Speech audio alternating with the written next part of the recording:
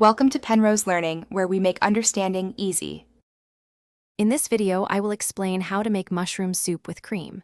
Start by gathering your essential ingredients.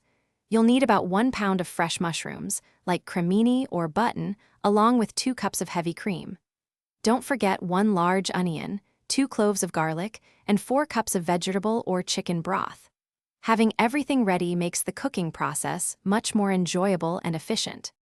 First, melt 2 tablespoons of butter in a large pot over medium heat. Add your diced onion and cook for about 5 minutes until translucent. Then, stir in 2 minced garlic cloves for 1 minute until fragrant. Now, add your sliced mushrooms and cook them for 8 to 10 minutes until they release their moisture and turn a beautiful golden brown. Once your mushrooms are nicely browned, pour in 4 cups of vegetable or chicken broth. Bring the mixture to a gentle simmer and let it cook for about 15 minutes, allowing the flavors to meld beautifully. Next, carefully use an immersion blender to achieve your desired creamy consistency.